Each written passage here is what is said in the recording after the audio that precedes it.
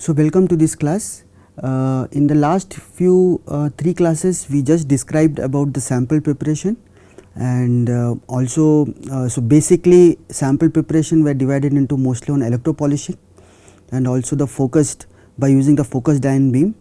We also discussed about the basics, some related to the FIB column, the working principle, and how sputtering is taking place, and also we covered the principle behind the ion injection system and also the manipulators. So how these 3 things can be used together to actually to prepare the samples for the atom probe. Similar samples can be done for the even for TEM. Now in this class what we cover is related to the analysis part. Okay. So what we get from the information from the atom probe and how to analyze and what precautions has to be taken care during the analysis. Okay. So in today's class we will start with the analysis. So analysis, the basic thing which we get from the instrument is the mass spectrum. Is the mass spectrum, and in the mass spectrum we have given an example. It is nothing but in y axis the counts or the number of ions, and this is your mass to charge ratio. This is in the unit of dA. Fine. So you will have a certain peaks. Okay. At specific mass to charge to ratio you can identify the isotope. Okay. We also discussed about that the resolution, mass resolution. Okay. So if you have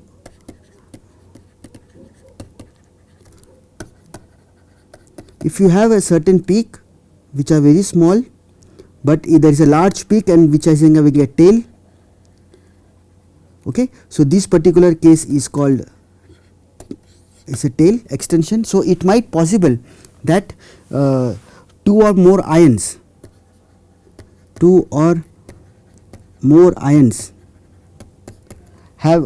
can overlap along with this tail. Okay. Even in this case it might possible that some of the isotopes of different element can have a same or similar mass to charge ratio.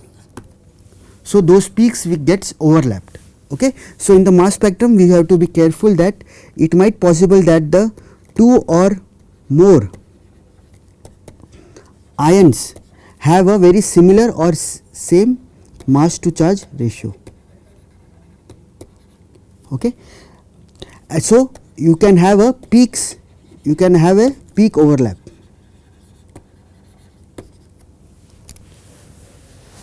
Okay. For in the case of dilute alloys means if you have a matrix which is a solid solution of aluminum or some other solutes, and you have a solute of very dilute amount like zirconium, less than 1%. So in dilute alloys it might possible that the peak can be obscured or can be hidden in the tail of that particular peak, the large peak.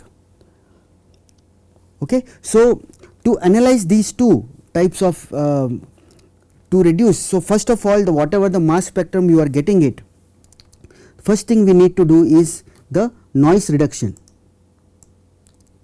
Okay. So we need to perform the noise reduction. Okay. Now noise reduction can be done in 2 ways, step by step in 2 steps. Okay. So noise reduction, it can be time independent,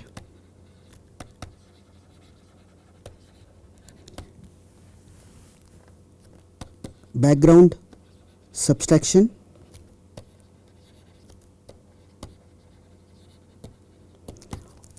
This is time independent. Another step is time dependent background subtraction. Okay. So, this is the first step, this is the second step. Now, this first step is the simplest one.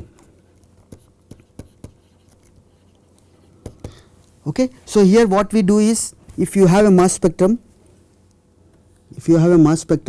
then you need to just found a constant level of background should be identified and it is subtracted, okay, from the time of flight spectrum. Okay. So, here I am showing a slide where this is a mass spectrum, a typical mass spectrum with the counts and the time of flight, okay, and you can see the appearance of peaks. Then you can see this red color is the background estimated, and it can be subtracted from the experimental mass spectrum.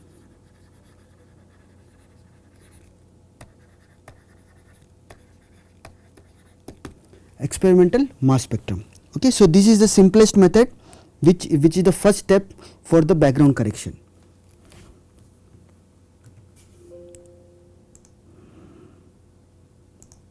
In the next step, it is a time dependent background subtraction, and it has to be done after the removal of time independent background subtraction. Okay. So, even though you can remove the noise, the time independent background, so you can remove the background, but there is a contribution of non-random contributions to the peaks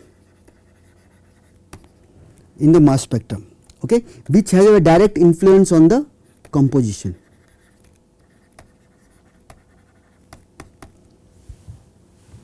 Okay. So, another important thing what I described before is, if you have a one particular mass to charge ratio peak, it might possible that it may exist a thermal tail, and if you have a certain species which is having a mass to charge ratio at this location, it might possible that this particular have a contribution on counting the number of ions at this location, correct. So, it will affect the overall composition of that particular alloy. This is the time. So, this is done in two ways. This correction can be done in two ways. Okay. So, here this is a mass spectrum where you can see that there is a peak at 14 dA,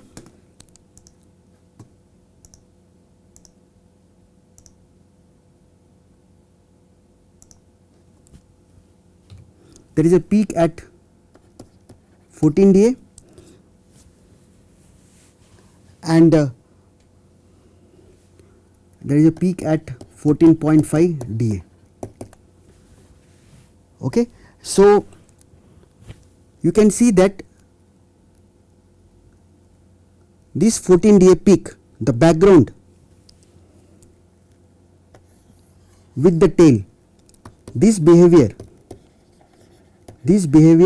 can be actually modeled,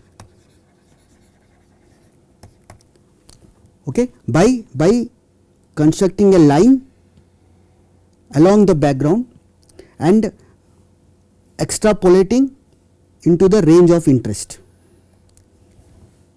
correct. So extrapolated contribution from the back, from the tail. So whatever the extrapolated contribution is there,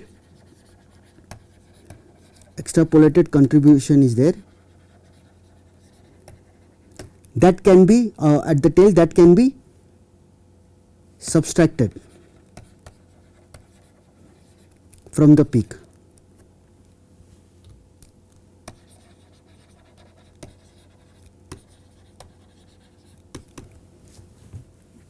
Okay, so basically for this purpose you can see that after subtraction, after the removal of background, the peak at 14 and the peak at 14.5, you can see that the contribution from the background counts can be removed very effectively. Okay, so this can be done in the two process.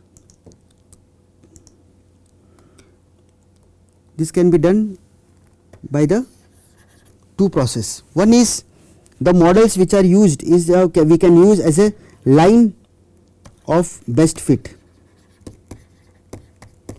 Okay, so usually it is called a straight line model, where A is equals to BM plus C. Here A is the number of counts with respect to the value of mass M. Okay, and B and C are the parameters which are used for fitting.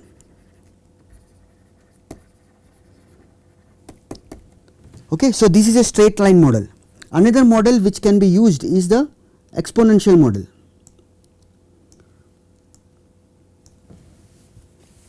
Which is also called a power law. Exponential model, which is also called a power law. In this, the formula which is used is A is equals to B divided by M naught raised to the power P. Here the fitting parameters are B and P. Okay, so with this you can actually subtract the background. In this case, in this image you can see that you can subtract. So this is the background, and you can see that the contribution of number of ions to this peak is much higher. So you will get a absurd compositional data. So you can subtract the particular tail or the particular background from that particular tail, so that you can get the actual number of counts inside that mass spectrum peak for the compositional analysis. Okay.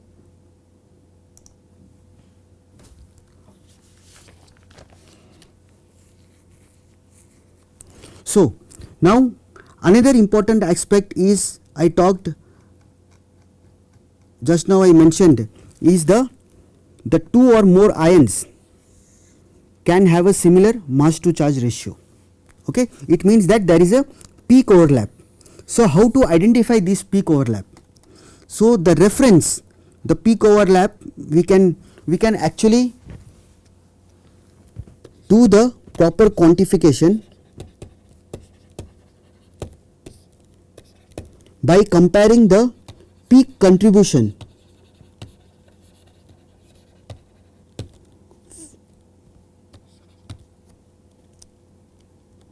of isotopes with their natural abundance.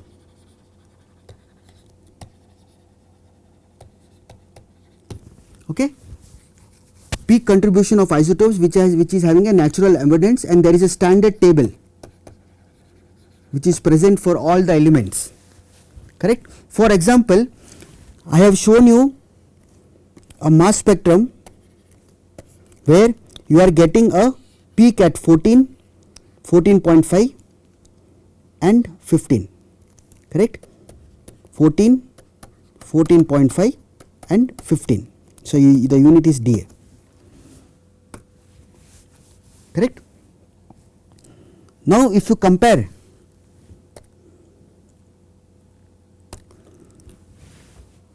so 14 dA as per the periodic table, we can put it as a 14 dA can be sodium plus 1, or it can also be silicon 2 plus. Okay, both these peaks can exist at the 14 Da, silicon 2 plus and nitrogen plus. So what we can do is, as I told you, the peak contribution of the isotopes can be related to the natural abundance. We can actually examine the neighboring peaks with respect to their natural abundance. Okay, so this is to estimate the fraction of peak that should be associated with the type of ion. Okay, so if you have a peak, it might possible that at this peak, this is nothing but the number of ions, correct. So this peak may corresponds to Na plus and also the silicon 2 plus ions. Okay, so you will get only the number of ions at that particular mass to charge ratio, which is a 14, correct. So based on the abundance, natural abundance, actually you can estimate the fraction of peak which can corresponds to either nitrogen or it can corresponds to the silicon 2 plus. Okay, so I will just briefly give you an example. So now we know that at the peak 14 and at the peak 15 we have a two peaks, 14 and 15, and it might possible that we can actually peak, you can identify, you can count, these are the number of counts, and this is the relative fraction. Relative fraction means relative fraction of that particular data and in that peak, correct. So you have a 14, you have a 15, you can see that the number of count is around, assume that it is around 30,122, this is 937. If you calculate the relative fraction, it is around 97%, it is around 3%, correct. Now if you talk about the natural abundance of nitrogen, if you talk about the abundance of nitrogen, correct, its isotope and the isotope abundance for nitrogen. Okay, so 14, it can exist in the two isotopes 14 and 15. At 14, from the standard table you can see that the natural abundance is around 99.6%, but at 15 the abundance is around 0.4%, which is much lower. Okay, but the thing is, from your actual experimental data you can see that at 15 the relative fraction of that particular is around 3%, the experimental data, the number of counts, which is much higher than the natural abundance of the nitrogen, which can present at the 15 abundance of the 15 isotope, which is only is having a 0.4%, correct. So based on this, if you talk about that, this is one case. In another case, similarly, if you identify the three peaks, one is at 14, 14.5 and 15. If you talk about the silicon 2 plus, correct, silicon has a 2 plus, then the based on the counts, this is 14 has a number of counts of 30,122, 14.5, if you count from the mass spectrum it is around 1378, and at 15th it is around 937, same figure, correct. Now if you calculate the relative fraction, then you will get this is around 92.9, 4.2 and 2.9. If you compare this with the silicon abundance for the three isotopes, you can see that the 3 isotopes belongs to 27.98, silicon 2 plus we are talking. So 27.98 divided by 2.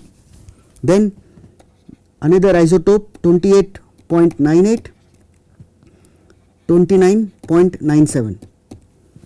For this the relative abundance is isotope, these are isotopes, and abundance is 92.2, 4.7 and 3.1. And if you match these relative abundance to the relative fraction of these isotopes of these isotope peaks, you can see that it actually matches well whatever the present. Okay, so it means that the 14th peak is dominated by silicon 2 plus, it is not dominated by the nitrogen, correct. So this is how we can identify the species. Now how to deconvolute? So actually we can get the composition based on the relative fraction and the based on abundance data.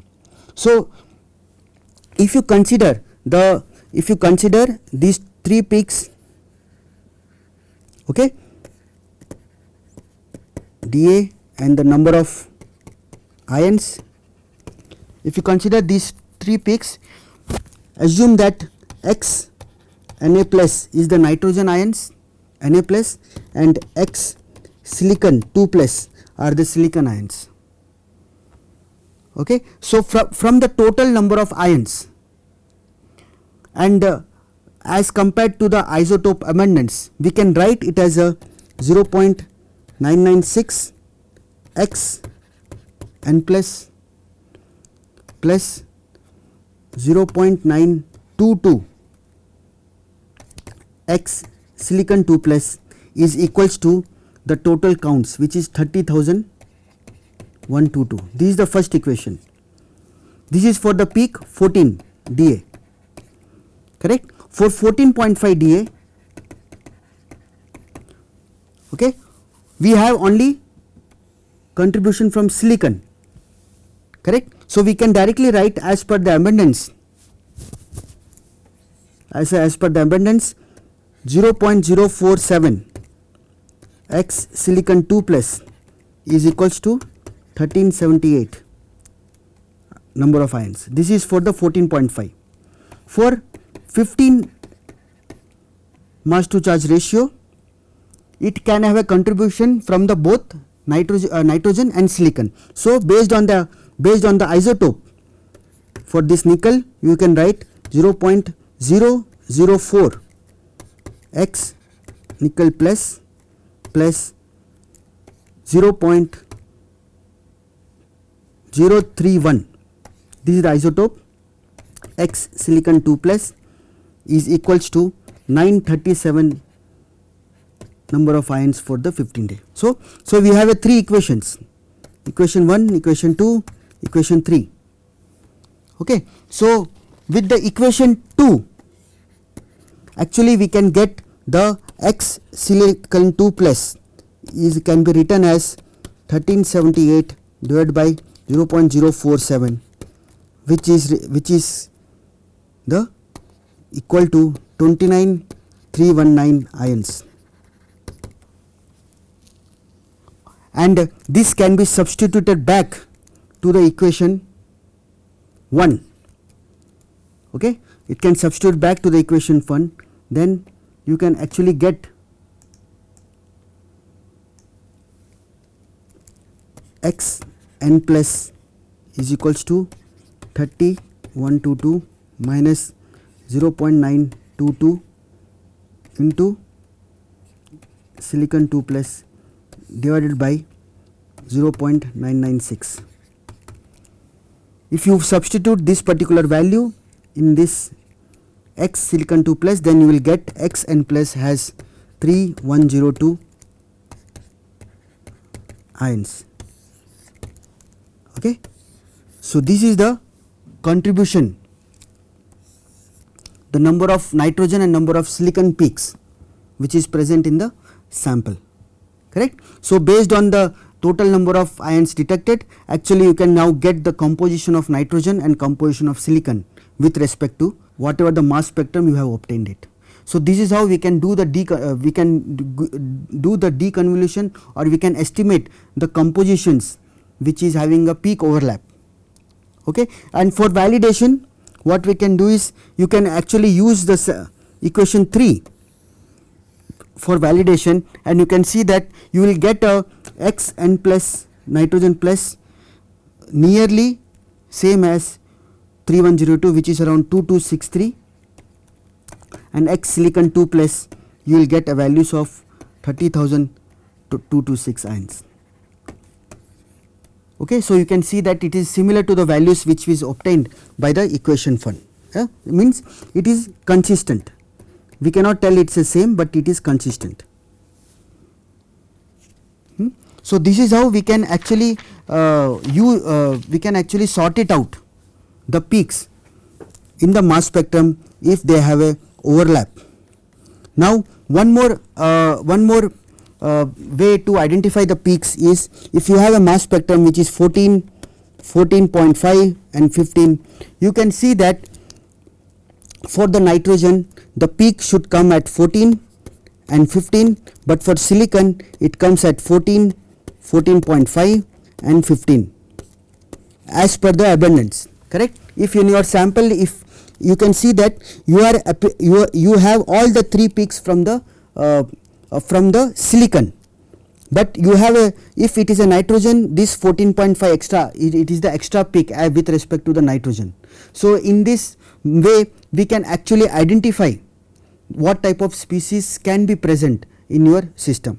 And more importantly, one more important part is the ratios. The relative abundance ratios are very important for the peaks. So the ratio is usually maintained. Okay. For example, so how it is, so if you have a silicon 2 plus which is having a ratio of, as I told you, 92, 4 and 3, 92, 4 and 3%. So in the mass spectrum for your sample, you can get at, this is at 14, 14.5 and 15. So you should get peaks as per the abundance with decreasing number of coins, number of ions with the charge. Okay. So if you have a abrupt peak like this, then you can estimate, you can so then there is a contribution from certain other ion to that particular peak other than silicon 2 plus at the mass charge ratio of 15. Okay. So this is how, by seeing the trend of intensity of the peaks or their abundance, actually we can identify these elements, what type of elements are present and what type of isotope is present. Okay. So with this I will end this class now.